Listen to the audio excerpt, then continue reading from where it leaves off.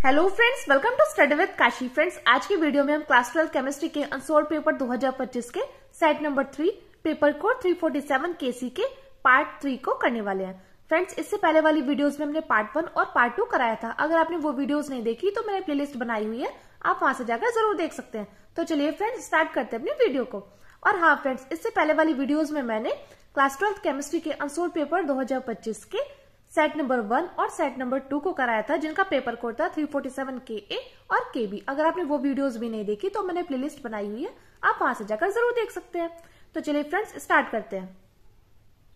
देखिए, सबसे पहले जान लेते हैं आज की वीडियो में हम कौन कौन से क्वेश्चन करने वाले हैं। तो देखिए, आज की वीडियो में हम प्रश्न नंबर 4 के ग और घ पार्ट से क्वेश्चन स्टार्ट करने वाले हैं। यानी कि पार्ट 2 में हमने घ पार्ट तक ख पार्ट तक कराया था। फैराडे के वैद्युत अपघटन के नियम को समझाइए, यहां तक कराया था। और आज की वीडियो में हम क्वेश्चन नंबर 4 के ग घ और क्वेश्चन नंबर 5 के क ख ग और घ पार्ट को करने वाले हैं। तो चलिए फ्रेंड्स, हम अपनी वीडियो को स्टार्ट करते हैं। और अगर आपको इसका स्क्रीनशॉट लेना है तो आप इसका स्क्रीनशॉट ले सकते हैं। देखिए, क्वेश्चन नंबर 4 का ग है, NH3 का प्लेटिनम की सतह पर अपघटन शून्य कोटि की विक्रिया है, तो N2 व H2 के उत्पादन की दर क्या होगी? जहां पर K क्या है, 2.5 गुणा 10⁻⁴ मोल प्रति लीटर सेकेंड। और घ क्वेश्चन है, निम्नलिखित आयन के जलीय विलयन का नाम लिखिए। पहला था Zn2+, दूसरा था Cu2+, और तीसरा था Fe2+, जो कि आपसे डायरेक्टली 3-3 मार्क्स के पूछ लिए गए थे। अब देखिए, क्वेश्चन नंबर 5 का क्या है, इलेक्ट्रोड विभव क्या है, इसको प्रभावित करने वाले कारकों का उल्लेख कीजिए। तो देखिए, ये क्वेश्चन भी आपसे डायरेक्टली 4 मार्क्स का पूछ लिया गया था। आगे देखिए, आणविकता व विक्रिया की कोटि में अंतर को उदाहरण से समझाइए। तो ये क्वेश्चन भी आपसे डायरेक्टली 4 मार्क्स का पूछ लिया गया था। आगे देखिए, ग है, क्वेश्चन नंबर 5 का ग पार्ट है, निम्नलिखित के IUPAC नाम लिखिए। तो हमें ये 4 कंपाउंड दिए गए हैं, ये 4 संकुल यौगिक दिए गए हैं, हमें इनके IUPAC नाम लिखने हैं। आगे देखिए, 5th का घ है, ग्लूकोज से एनहेक्सेन पेंटा एसिटिल ग्लूकोज और ग्लूकोज साइनोहाइड्रिन तथा ग्लूकोनिक अम्ल बनाने की अभिक्रियाओं के रासायनिक समीकरण लिखिए। तो देखिए, ये क्वेश्चन भी आपसे डायरेक्टली 4 मार्क्स का पूछ लिया गया था। तो देखिए, अगर आपको इसका स्क्रीनशॉट लेना है तो आप इसका स्क्रीनशॉट ले सकते हैं। अब चलिए हम इन क्वेश्चंस के सॉल्यूशन को देखते हैं। तो देखिए, क्वेश्चन नंबर 4 का ग पार्ट था, NH3 का प्लेटिनम की सतह पर अपघटन शून्य कोटि की अभिक्रिया है, तो N2 व H2 के उत्पादन की दर क्या होगी? जहां पर K क्या है, K हमारा 2.5 गुणा 10⁻⁴ मोल प्रति लीटर प्रति सेकंड है। तो देखिए, यहाँ पर हमसे क्या बोला गया, यहाँ पर बोला गया प्लेटिनम की सतह पर NH3 का अपघटन। तो हम यहाँ पर लिखते हैं PT, यानी कि प्लेटिनम की सतह पर NH3 का अपघटन। ठीक है, अब आगे देखिए, तो हम यहाँ पर क्या करेंगे, हम यहाँ पर NH3 यानी कि अमोनिया का क्या कर देंगे, अपघटन कर देंगे। तो जब हम अमोनिया का अपघटन करेंगे तो हमें क्या क्या प्राप्त होगा, एक तो हमें नाइट्रोजन गैस प्राप्त होगी, एक हमें हाइड्रोजन गैस प्राप्त होगी। तो यहाँ पर हम क्या करेंगे, हम यहाँ पर अमोनिया का अपघटन कर देंगे। और किसकी उपस्थिति में करेंगे, प्लेटिनम की उपस्थिति में। तो हम क्या करेंगे, हम यहाँ पर अमोनिया के दोनों ले लेंगे। ठीक है, तो ये जब टूटेगा तो टूटेगा N2 नाइट्रोजन गैस में, G4 गैस, और यहाँ पर जो NH3 था ये भी हमारा गैस ही है। ठीक है, और ये टूटेगा 3H2 यानी कि हाइड्रोजन गैस में। ठीक है, तो देखिए, यहाँ पर क्या था, प्लेटिनम की सतह पर NH3 का हमने अपघटन कराया, तो हमारे पास क्या प्राप्त हुआ, नाइट्रोजन गैस बनकर तैयार हो गई और एक बनकर तैयार हो गई हाइड्रोजन गैस।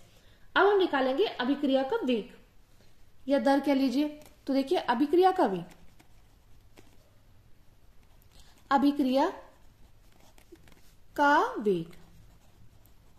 वेग बोल दीजिए, दर बोल दीजिए, दोनों एक ही है। अभिक्रिया का वेग यानी कि रेट, और जिसको हम R से भी प्रदर्शित करते हैं। तो हम ये निकालेंगे तो आ जाएगा, सबसे पहले हम अभिक्रिया का वेग निकालेंगे, तो हम निकालेंगे यहाँ पर अभिकारक की। और फ्रेंड्स, एक बात और देखिए, जो इस तरफ होते हैं उसको बोलते हैं अभिकारक, और जो दूसरी तरफ होते हैं इसको बोलते हैं उत्पाद। तो देखिए, अभिकारक में क्या होगा, अभिक्रिया के वेग जब हम निकालेंगे अभिकारक का, तो यहाँ पर आ जाएगा -1/2 DNH3। और आपको ध्यान रखना, ये जो ब्रैकेट आएगा ये आएगा, ये बड़े वाला ब्रैकेट, ये क्यों लगाना है, इसका मतलब होता है मोल प्रति लीटर। ठीक है, DNH3 अपॉन में DT। अब आप सोच रहे होंगे यहाँ पर माइनस क्यों आया, तो देखिए, यहाँ पर माइनस इसलिए आया क्योंकि अभिकारक की सांद्रता में कमी होगी और उत्पाद की सांद्रता में क्या हो जाएगी, वृद्धि हो जाएगी। ठीक है, ये बात आपको ध्यान रखनी है कि जब भी अभिकारक का होगा, यानी कि अभिक्रिया का वेग निकालेंगे हम, अभिकारक के पक्ष में, तो इसमें क्या हो जाएगा, इसमें माइनस आ जाएगा। माइनस इसलिए आएगा क्योंकि अभिकारक की सांद्रता में कमी होगी और उत्पाद की सांद्रता में क्या हो जाएगी, वृद्धि हो जाएगी। ठीक है, अब हमने निकाल दिया इसका, अब निकालेंगे N2 का। तो ये हो जाएगा बराबर dN2। तो देखिए यहाँ पर है प्लस का साइन क्योंकि है उत्पाद, dN2 = dt और हो जाएगा 3H2 का। तो इसका निकालेंगे तो आ जाएगा 1/3 dH2 अपॉन में dt। ठीक है फ्रेंड्स, अब आगे देखिए। अब देखिए हमें क्वेश्चन में क्या दिया गया है, हमें क्वेश्चन में दिया गया है कि अभिक्रिया शून्य कोटि की है। तो हमेशा याद रखना है जब अभिक्रिया शून्य कोटि की हो तो अभिक्रिया की दर या अभिक्रिया का वेग जो होगा वो वेग स्थिरांक के बराबर होगा। और हमें यहाँ पर वेग स्थिरांक क्या दिया गया है, k दिया गया है, 2.5 × 10⁻⁴ मोल प्रति लीटर प्रति सेकंड। तो देखिए आपको ये बात ध्यान रखनी है कि जब अभिक्रिया शून्य कोटि की है तो हमेशा याद रखना है जब अभिक्रिया शून्य कोटि की अभिक्रिया होती है तो अभिक्रिया की दर या अभिक्रिया का वेग स्थिरांक के क्या होता है, बराबर होता है। तो देखिए यानी कि ये पूरा किसके बराबर हो जाएगा, ये बराबर हो जाएगा k के। तो हम यहाँ पर कर देते हैं -1/2 dNH3 अपॉन में dt dN2 अपॉन में dt 1/3 dH2 अपॉन में dt और इजिकल टू में क्या आ जाएगा, इजिकल टू में k। और k का मान क्या दिया गया है, ये बराबर है, k का मान दिया गया है 2.5 × 10⁻⁴ मोल प्रति लीटर प्रति सेकंड, मोल प्रति लीटर टू सेकंड। ठीक है, अब हमें क्या निकालना है, हमें निकालना है N2 के उत्पादन की दर निकालनी है और H2 के उत्पादन की दर निकालनी है। तो हम वो निकालेंगे, तो हम यहाँ पे लिखेंगे N2 के उत्पादन की दर, N2 के उत्पादन की दर। तो देखिए क्या आ जाएगी, इसको आप ब्लैक पेन से हेडिंग डालना। अब देखिए आ जाएगी dN2 अपॉन dt। ये किसके बराबर है, देखिए किसके बराबर है, ये बराबर है इसके, यानी कि k के। तो k बराबर किसके है, इसके। तो आ जाएगा 2.5 × 10⁻⁴ mole litre inverse second inverse. तो देखिए ये तो आ गई N2 के उत्पादन की दर, क्या आ गई है, ये आ गई हमारी N2 के उत्पादन की दर निकल कर आ गई है। अब आगे देखिए, आगे हमें क्या निकालना है, आगे हमें निकालना है H2 के उत्पादन की दर। तो हम यहाँ पर लिखते हैं H2 के उत्पादन की दर, H2 के उत्पादन की दर। तो देखिए वो हमारी क्या निकल कर आ जाएगी, तो यहाँ पर है H2 का 1/3 dH2 अपॉन dt। तो ये किसके बराबर हो जाएगा, k के बराबर हो जाएगा। तो 1/3 dH2 अपॉन में dt इजिकल टू, यहाँ पर क्या आ जाएगा, यहाँ पर k आ जाएगा और k का मान क्या दिया गया 2.5 × 10⁻⁴ mole litre inverse second inverse. अब देखिए ये इसके साथ क्या है, गुणे में, सॉरी ये इसके साथ क्या है 1/3 क्या है, ये गुणे में। तो हम क्या करेंगे, इसे क्रॉस मल्टीप्लाई कर देंगे तो ये 3 चला जाएगा यहाँ पर। तो यहाँ पर आ जाएगा dH2 अपॉन में dt is equal to 3 × 2.5 × 10⁻⁴ mole litre inverse second inverse. तो जब हम इसके साथ गुणा करेंगे तो क्या आ जाएगा, तो आ जाएगा dH2 अपॉन में dt इजिकल टू, जब इसकी गुणा इसके साथ करेंगे 7.5 × 10⁻⁴ mole litre inverse second inverse. तो ये हमारा इस क्वेश्चन का फाइनल आंसर निकल कर आ जाएगा। N2 के उत्पादन की दर आ गई ये और हमारा H2 के उत्पादन की दर आ गई है ये। तो फ्रेंड्स अगर आपको इसका स्क्रीनशॉट लेना तो आप इसका स्क्रीनशॉट ले सकते हैं। अब चलिए देखते हैं हम अपने अगले क्वेश्चन को, जो कि है, तो देखिए अगला क्वेश्चन हमारा क्वेश्चन नंबर 4 का घ पार्ट। निम्नलिखित आयन के जलीय विलयन का रंग लिखिए, Zn2+, Cu2+ और Fe2+। तो देखिए यहाँ पर हमें क्या लिखना है, यहाँ पर हमें आयन के जलीय विलयन का रंग लिखना है। तो देखते हैं, यहाँ पर हमें ये बात ध्यान रखनी है कि युग्मित इलेक्ट्रॉन और अयुग्मित इलेक्ट्रॉन क्या होते हैं। तो देखिए यदि किसी संक्रमण तत्व के उपकोष में अयुग्मित इलेक्ट्रॉन होते हैं तब वह रंगीन दिखाई देते हैं। क्या दिखाई देते हैं, रंगीन दिखाई देते हैं। जैसे कि नीला भी हो सकता है, हरा भी हो सकता है, कुछ कलर भी हो सकता है, रंगीन यानी कि कलरफुल। और यदि युग्मित इलेक्ट्रॉन होते हैं तब तत्वों या आयनों का रंग क्या होता है, सफेद हो जाता है। ये बात आपको ध्यान रखनी है कि यदि किसी संक्रमण तत्व के उपकोष में अयुग्मित इलेक्ट्रॉन होते हैं तब वह रंगीन दिखाई देते हैं, और यदि युग्मित इलेक्ट्रॉन होते हैं तब उन तत्वों या आयनों का रंग क्या होता है, सफेद दिखाई देता है। तो हमें यहाँ पर क्या दिया गया है, हमें यहाँ पर कंपाउंड दिया गया है Zn2+। ठीक है, तो हमें यहाँ पर Zn दिया गया है, तो हम जानते हैं Zn का जो परमाणु क्रमांक कितना होता है 20 होता है। पहले हम इसका इलेक्ट्रॉनिक विन्यास निकाल लेंगे, तो हो जाएगा 1s2 2s2 2p6 3s2 3p6 4s2 3d10। अब देखिए हमें किसका निकालना है, हमें निकालना है Zn2+ का। तो यानी कि Zn2+ आ गया, तो इसमें से क्या हो जाएगा, 2 माइनस चला जाएगा, तो Zn2+ का आ जाएगा। तो इसमें से देखिए, इसमें से जो हमारा 4s2 बाह्यतम कोश है उसमें से 2 इलेक्ट्रॉन क्या हो जाएंगे, निकल जाएंगे। देखिए जो 4s2 है, क्या हमारा 4s2 हमारा बाह्यतम उपकोश है, इसमें से क्या हो जाएंगे, इसमें से 2 इलेक्ट्रॉन क्या हो जाएंगे, इसमें से 2 इलेक्ट्रॉन हमारे निकल जाएंगे। ठीक है, 2 इलेक्ट्रॉन जब इसमें से निकल जाएंगे तो जिंक का जो बाह्यतम उपकोश क्या होगा, वो होगा 3d10। क्या हो जाएगा, जिंक का बाह्यतम उपकोश है Zn2+ का बाह्यतम उपकोश क्या है 3d10। ये क्या है, ये है हमारा बाह्यतम उपकोश। तो हम यहाँ पर क्या करेंगे, हम यहाँ पर इसको ऑर्बिटल में भर देंगे। तो देखिए 3d10 में कितने होते हैं, ये होते हैं 5, 1 2 3 4 5। ठीक है, अब हमें क्या भरना है, ये 10 भरने, 1 2 3 4 5 6 7 8 9 10। तो यहाँ पर देखिए, यहाँ पर आपको क्या कोई अयुग्मित इलेक्ट्रॉन दिखाई दे रहा है, नहीं, हमें यहाँ पर जो जितने भी दिखाई दे रहे हैं हमें यहाँ पर युग्मित इलेक्ट्रॉन दिखाई दे रहे हैं। तो देखिए इलेक्ट्रॉन युग्मित अवस्था में है तो रंग क्या होगा, सफेद होगा। तो इलेक्ट्रॉन युग्मित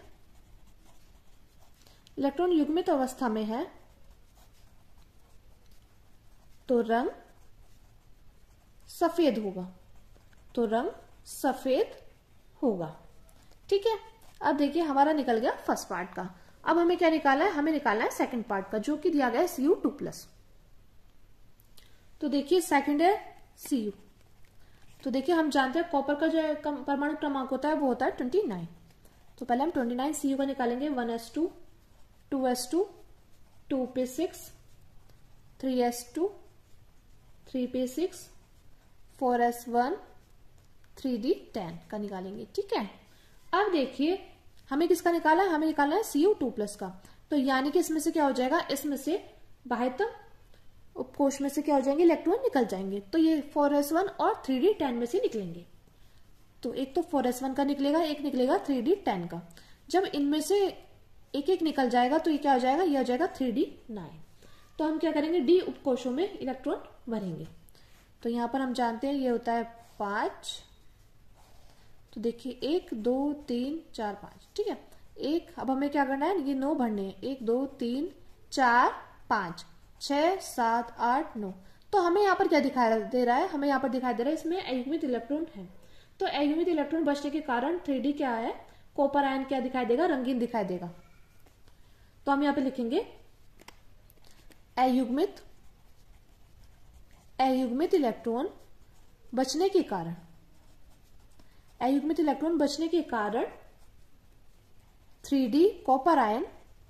3d कॉपर आयन रंगीन यानी कि नीले रंग का होगा, रंगीन यानी कि नीला होगा। अब हमें निकालना है कौन सा कंपाउंड का, अब हमें निकालना है Fe2+ का। ठीक है, और हम जानते हैं Fe का जो परमाणु क्रमांक होता है वो होता है 26 यानी कि 26। ठीक है, तो Fe का जो होगा वो होगा 26।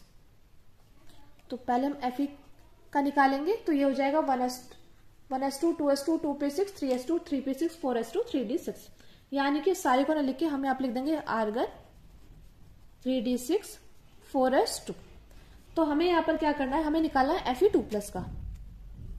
तो देखिए Fe2+, तो यानी कि इसमें से क्या हो जाएगा, इसमें से 4s2 में से बाह्यतम जो हमारे बाह्यतम उपकोश में से इलेक्ट्रॉन क्या हो जाएंगे, निकल जाएंगे।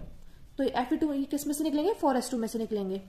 तो यानी कि यहाँ पर क्या बचेगा, यहाँ पर जो बाह्यतम उपकोश होगा वो बचेगा Fe2+ का 3d6।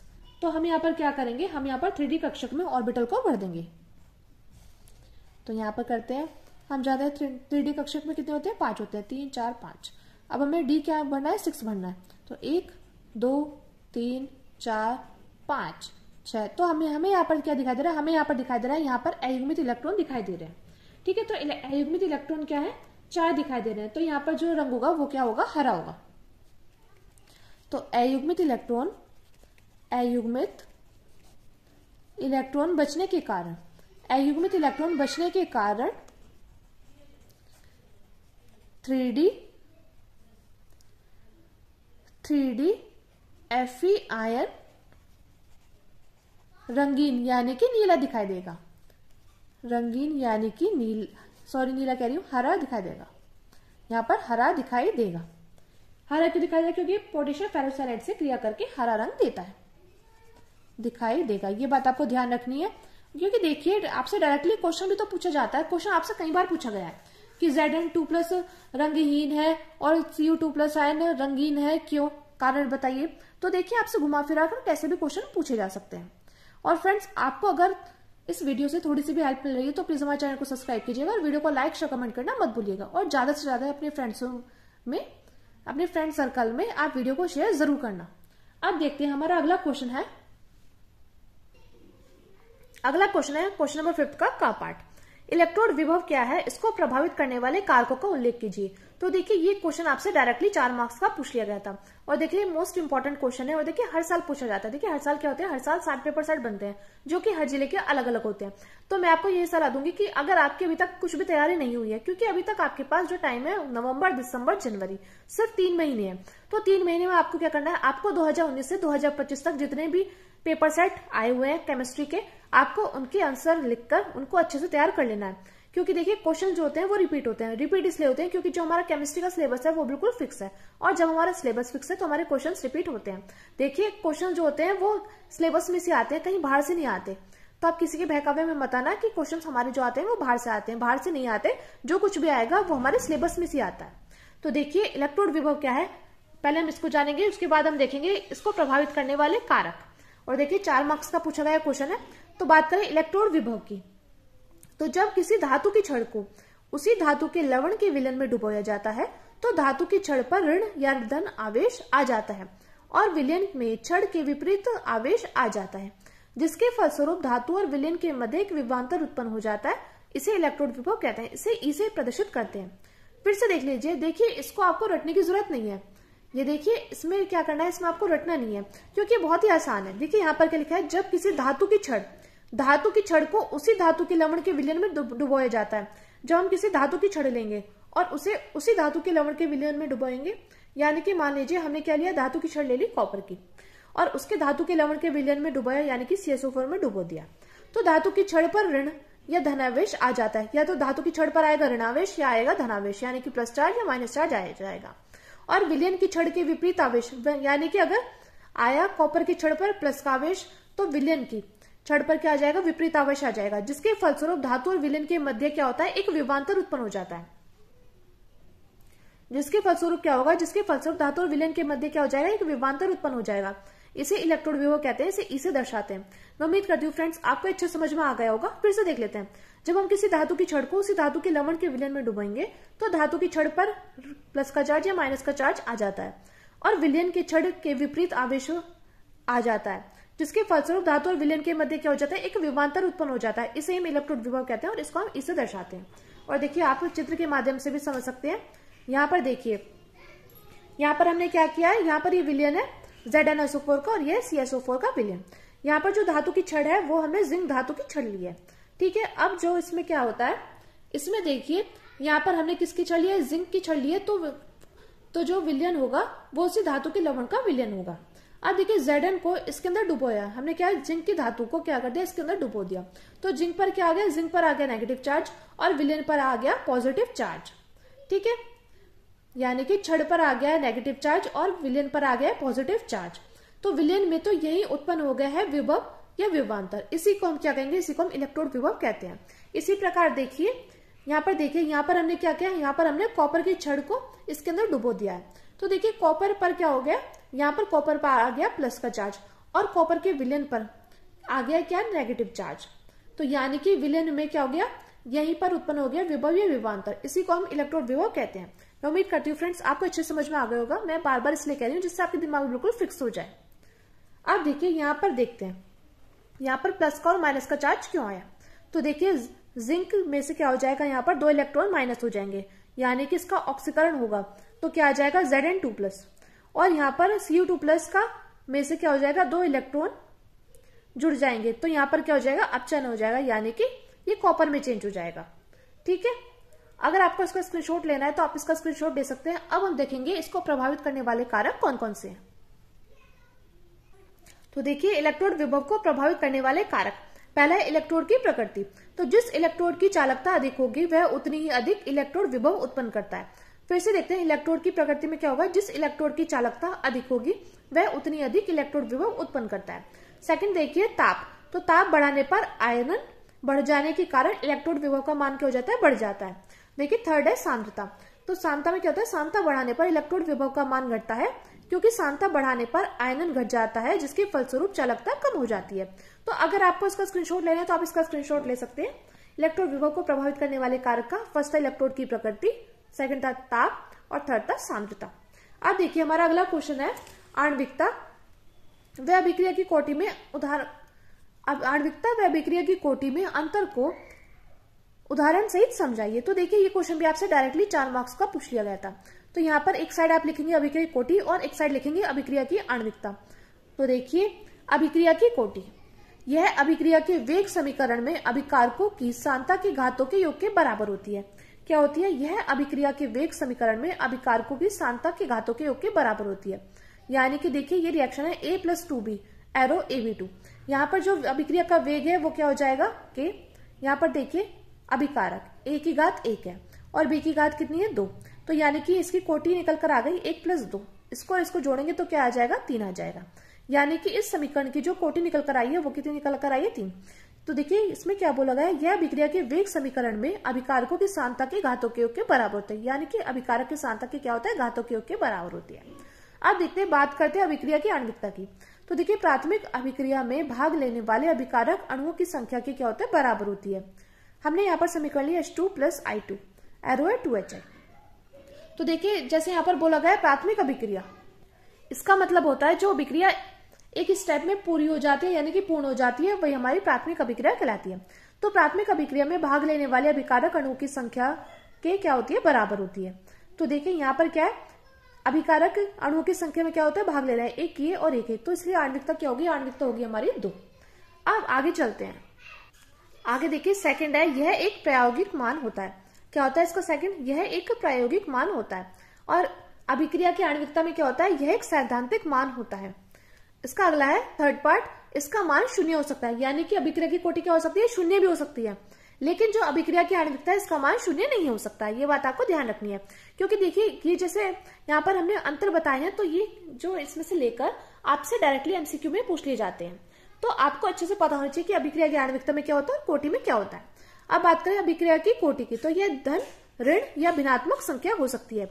लेकिन अभिक्रिया की जो आणविकता है इसका मान सदैव एक धन पूर्णांक होता है, 1, 2 अथवा 3 हो सकता है। अगला देखिए फिफ्थ पॉइंट है, यह प्राथमिक तथा जटिल अभिक्रियाओं पर लागू होती है। प्राथमिक अभिक्रिया यानी कि जो एक स्टेप में होती है। और देखिए आणविकता में क्या होता है, यह केवल प्राथमिक अभिक्रियाओं पर लागू होती है। अब देखिए क्वेश्चन में पूछा गया था कि अभिक्रिया की आणविकता और कोटि में उदाहरण सहित अंतर बताइए। तो देखिए उदाहरण हमने ले लिया एथिल एसीटेट। तो हम यहाँ पर एथिल एसीटेट का हम लिए जल अपघटन करा देंगे। तो एथिल एसीटेट क्या होता है, CH3COO(C2H5), इसको बोलेंगे एथिल एसीटेट। इसका हम जल अपघटन कराएंगे तो क्या प्राप्त होगा, CH3COOH प्लस C2H5OH। ठीक है, तो अब निकालेंगे अभिक्रिया की कोटि। तो अभिक्रिया की कोटि निकालेंगे तो वेग आ जाएगा K। तो वेग निकल कर आ जाएगा K इजिकल टू K। अब ये CH3COO(C2H5), ठीक है, और H2O ये है, इसकी घात क्या आ जाएगी, 0 आ जाएगी। ये 0 क्यों आएगी, क्योंकि जल की सांद्रता में परिवर्तन नहीं होता है। अभिक्रिया का वेग क्या होता है, जल की सांद्रता पर निर्भर नहीं करता है। इसलिए आपको ध्यान रखना है कि यहाँ पर जो इसकी वो सांद्रता आ जाएगी जल की, वो आ जाएगी 0। ये बात आपको ध्यान रखनी है। लेकिन अगर यहीं पर NaOH होता तो यहाँ पर NaOH लिखा होता तो इसकी घात 1 आती। लेकिन बस आपको ये बात ध्यान रखनी है कि जल की सांद्रता में परिवर्तन नहीं होता है, तो अभिक्रिया का वेग क्या होता है, जल की सांद्रता पर निर्भर नहीं करता है। ठीक है, तो अभिक्रिया की कोटि कितनी निकल कर आई है, इसका 1 और 1 0। तो 1 + 0 करेंगे तो कितना निकल कर आ जाएगा, 1। यानी कि अभिक्रिया की कोटि निकल कर आ जाएगी हमारी 1। कितनी निकल कर आ जाएगी फ्रेंड्स, अभिक्रिया की कोटि निकल कर आ जाएगी 1। अब बात करते हैं अभिक्रिया की आणविकता की। तो देखते हैं अभिक्रिया की आणविकता। तो इस अभिक्रिया में एथिल एस्टेट तथा जल के एक एक अणु भाग ले रहे हैं, यानी कि देखिए एक अणु इसका भाग ले रहा है, एक अणु इसका, ठीक है। एक अणु तो ले रहा है एथिल एस्टेट का, एक अणु ले रहा है जल का, यानी कि एक और एक कितने मिलकर हो गए 2। तो अभिक्रिया की आणविकता यहाँ पर कितनी है 2। मैं उम्मीद करती हूँ फ्रेंड्स आपको इसमें अंतर अच्छे समझ में आ गया होगा और आप बोर्ड एग्जाम में इसी प्रकार लिख कर आएंगे, जिससे आपको पूरे में से पूरे मार्क्स मिलेंगे। अब देखिए हमारा अगला क्वेश्चन है, अब देखिए क्वेश्चन नंबर ग है, निम्नलिखित के आईयूपीएसी नाम लिखिए। तो यहाँ पर हमें संकुल यौगिक दिए गए हैं, हमें इनके क्या लिखने हैं, हमें इनके आईयूपीएसी नाम लिखने हैं, ठीक है। तो पहला कंपाउंड है K3AlF6, इसका हमें आईयूपीएसी नाम लिखना है। तो हमारे यहाँ पर Al क्या है, Al है यहाँ पर केंद्रीय धातु, Al क्या है, Al है केंद्रीय धातु। और बात करें ये क्या है, ये हमारा लिगेंड, ये क्या है, ये हमारा लिगेंड है, ठीक है। तो देखिए यहाँ पर हमें इसका नाम लिखना है। तो हम क्या करेंगे, हम पहले Al की ऑक्सीकरण संख्या निकाल लेंगे, ठीक है। ऑक्सीकरण संख्या, ठीक है। हमें किस कंपाउंड की निकालनी है, Al की निकालनी है। तो देखिए K के साथ क्या है, यानी कि पोटेशियम के साथ क्या है 3 है, लेकिन हम जानते हैं पोटेशियम की ऑक्सीकरण संख्या होती है 1, प्लस हमें किसकी निकालनी है, हमें निकालनी है Al की, यानी कि एल्यूमिनियम की, प्लस हम जानते हैं फ्लोरीन। फ्लोरीन क्या होता है, ये एक हैलोजन होता है, तो इसकी जो ऑक्सीकरण संख्या होगी वो कितनी होगी, -1 होगी। और 6 इसलिए करा है क्योंकि यहाँ पर F6 है, इजिकल टू में आ जाएगा 0। तो 3 की गुणा 1 में करेंगे 3 + x, और देखिए प्लस माइनस क्या होता है, -6 इजिकल टू 0। तो देखते हैं यहाँ पर x, यहाँ -6 + 3 कितना हो जाएगा, -3 बराबर 0। तो x बराबर हो जाएगा 3, ठीक है। अब हम इसकी आईयूपीएसी नाम लिखेंगे। तो ये हो जाएगा K से हो जाएगा पोटेशियम, K से क्या हो जाएगा पोटेशियम, K से हो जाएगा पोटेशियम, ठीक है। उसके बाद हम क्या करेंगे, उसके बाद हम लेंगे जो हमारी लिगेंड है। तो F6, 6 से क्या हो जाएगा, 6 से हो जाएगा हेक्सा, पोटेशियम हेक्सा, और F है तो फ्लोरो, पोटेशियम हेक्सा फ्लोरो, और Al को क्या बोलेंगे, एल्यूमिनेट, एल्यूमिनेट। और इसकी ऑक्सीकरण संख्या कितनी निकल कर आई है, 3 निकल कर आई है, तो इसको हम रोमन नंबर में लिख देंगे, ठीक है। तो देखिए K3AlF6 की आईयूपीएसी नाम निकल कर आ जाएगा पोटेशियम हेक्सा फ्लोरो एल्यूमिनेट 3। अब आगे देखिए, आगे FeH2O6 Cl2, इसका हमें आईयूपीएसी नाम बताना है। तो देखिए यहाँ पर क्या है, Fe केंद्रीय धातु है और H2O क्या है, लिगेंड है।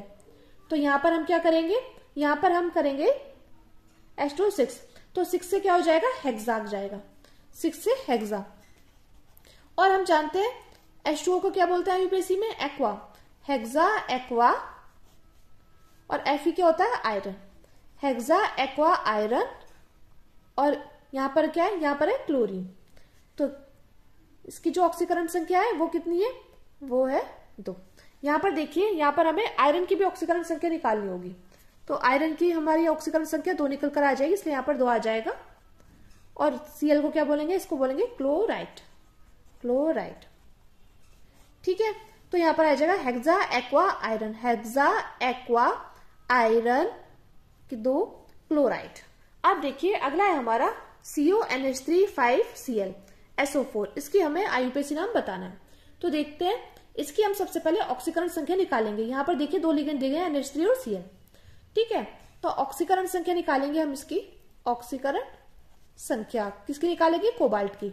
तो जिसकी निकालनी है इसको x लिख देते हैं, प्लस NH3 की निकालेंगे, NH3 की कितनी होती है, तो ये होती है 0, तो यहाँ पर 5 है तो 0, प्लस Cl की कितनी होती है, ये होती है -1। और बात करें SO4 की, तो ये होता है -2, तो हो जाएगा -2 इजिकल टू 0। तो x + 5 × 0 0। अब देखिए यहाँ पर आ जाएगा -1 -2 इजिकल टू 0। तो ये हो जाएगा x बराबर +3, क्योंकि माइनस माइनस होता है प्लस, लेकिन जो साइन आएगा वो आएगा बड़ी डिजिट का, तो -3। तो -3 बराबर के दूसरी तरफ जाएगा, ये हो जाएगा +3। तो यानी कि देखिए इसका नाम हम लिखेंगे, यहाँ पर 5 है तो हो जाएगा पेंटाएमीन,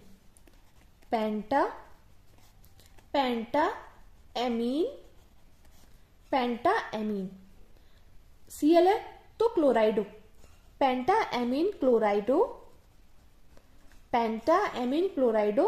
CO है कोबाल्ट, और कोबाल्ट की ऑक्सीकरण संख्या कितनी निकल कर आई है, यह कोबाल्ट की ऑक्सीकरण संख्या निकल कर आई है 3, इसको हम रोमन नंबर में लिख देंगे। उसके बाद क्या है SO4, इसको बोलेंगे सल्फेट। सल्फेट यानी कि इसका आईयूपीएसी नाम निकल कर आ गया पेंटा एमीन क्लोराइडो कोबाल्ट 3 सल्फेट। पेंटा एमीन क्लोराइडो कोबाल्ट 3 सल्फेट। अब देखिए अगला है K3FeCN6। इसकी हमें क्या निकालनी है, आईयूपीएसी नाम लिखना है। तो CN क्या होता है, ये लिगेंड है, और Fe क्या है, Fe हमारी केंद्रीय धातु है। तो हम यहाँ पर क्या करेंगे, ऑक्सीकरण संख्या निकालेंगे, किसकी, Fe की ऑक्सीकरण संख्या।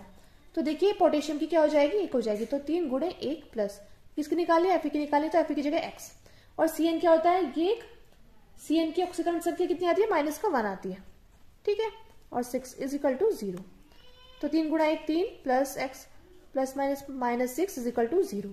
तो यहाँ पर क्या आ जाएगा, यहाँ आ जाएगा X - 3 इज इक्वल टू 0। तो X बराबर क्या आ जाएगा, +3।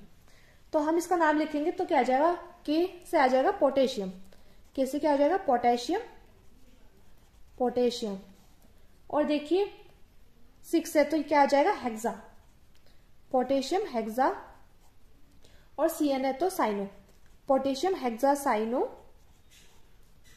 और फेरेट, Fe तो फेरेट, फेरेट। और इसकी ऑक्सीकरण संख्या कितनी निकल कर आई है, 3 निकल कर आई है। तो यहां पर आ जाएगा रोमन नंबर में 3। तो देखिए ये हो जाएगा पोटेशियम हेक्सा साइनो फेरेट 3। तो ये था इसका आईयूपीएसी नाम।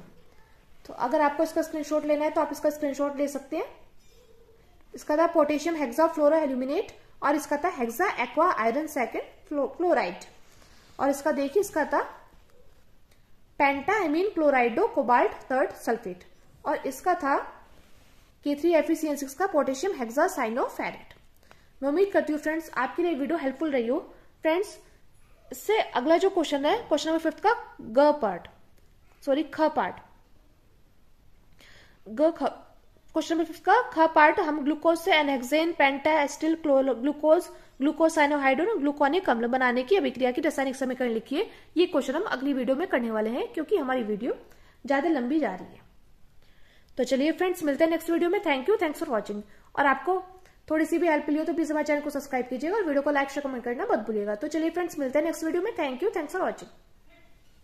और अगर अभी तक आपने हमारे चैनल को सब्सक्राइब नहीं किया तो चैनल को सब्सक्राइब कीजिएगा और ज्यादा से ज्यादा लोगों में शेयर जरूर करिएगा। तो चलिए फ्रेंड्स मिलते हैं नेक्स्ट वीडियो में। Thank you, thanks for watching.